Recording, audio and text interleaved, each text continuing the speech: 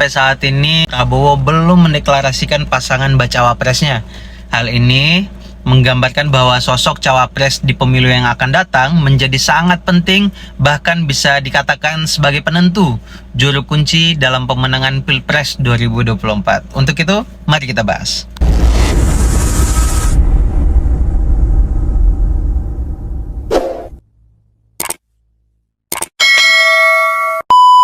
Kalau melihat Pilpres dari 2004, 2009, 2014, sampai terakhir kemarin 2019, sebetulnya daya tarik utamanya itu ada di sosok capresnya. Tetapi melihat konstelasi politik menjelang 2024, yang menjadi daya tarik utamanya adalah sosok cawapresnya. Sebab tiga capres saat ini sebetulnya tidak ada yang dominan. Hasil survei mereka itu beda tipis semuanya. Antara Ganjar, Prabowo, dan Anies tidak ada yang dominan. Maka cawapres menjadi kunci dalam pemenangan untuk melengkapi elektabilitas mereka. Saat ini Prabowo masih sangat berhati-hati nih dalam menentukan cawapresnya. Ada apa dengan Prabowo yang belum menentukan cawapresnya sampai saat ini? Kalau kita analisis secara sederhana, jadi memang hitungan matematika politiknya ini harus sangat matang dalam memilih sosok cawapres yang akan mendampingi mereka. Sebab jika tepat dalam menentukan pasangannya, maka cawapres tersebut akan mampu memberikan kontribusi secara elektoral, menguntungkan capresnya tentunya. Tapi kalau keliru, maka akan berpotensi menggerus elektabilitas capres tersebut, malah buntung.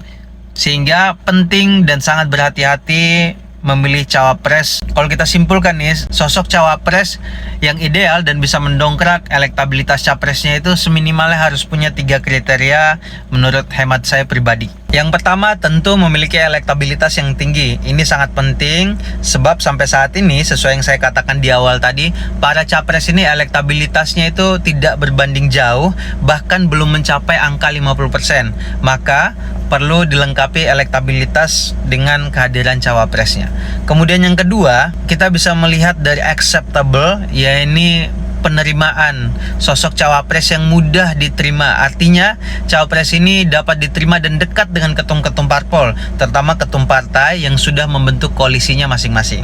Kemudian yang terakhir, sebagai tambahan daya tawar saja, yakni kekuatan logistik yang dimiliki tentu akan semakin diperhitungkan oleh capres-capres yang sudah ada. Kalau saya lihat dari 3 kriteria tersebut, masuk memenuhi unsur 3 kriteria tersebut adalah sosok Pak Erick Thohir. Mari kita bedah. Yang pertama soal elektabilitas. Pak Erick Thohir hampir di semua survei selalu tertinggi. Contoh salah satunya yang kita bisa lihat hasil survei terbaru dari Polling Institute, Erick Thohir tertinggi di antara semua bakal calon wakil presiden yang ada, yakni 15%. Kemudian menyusul ada Ridwan Kamil dan AHY. Bahkan hasil survei indikator di Jawa Timur yang merupakan basis NU, yang kita tahu di sana partai pemenangnya adalah PKB, bukan Caimin sosok tertinggi di sana, melainkan Pak Erick Thohir memimpin di nomor 1 hasil survei elektabilitasnya. Kemudian yang kedua, soal penerimaan. Hampir di semua koalisi, terutama di koalisinya Pak Ganjar dan Pak Prabowo, itu sangat dekat dan berpeluang menerima Erick Thohir. Pak Erick Thohir dengan semua ketum partai, bahkan tidak hanya ketum partai, beliau juga dekat dengan Pak Jokowi, sampai diisukan kalau Pak Jokowi sudah merestui Pak Erick Thohir untuk menjadi bakal calon wakil presiden. Yang ketiga, yakni soal logistik, ya kita nggak perlu ragu lah sama Pak Erick Thohir. Dengan latar belakangnya sebagai pengusaha, tentu beliau secara finansial sudah sangat mandiri dan mampu mendongkrak logistik yang dibutuhkan para baca pres ini. Hemat pribadi saya, analisis politik secara sederhana melihat fenomena perkembangan politik saat ini, saya bisa simpulkan sosok yang paling ideal mendampingi Prabowo itu adalah Erick Thohir. Kita lihat perkembangan politik yang akan datang.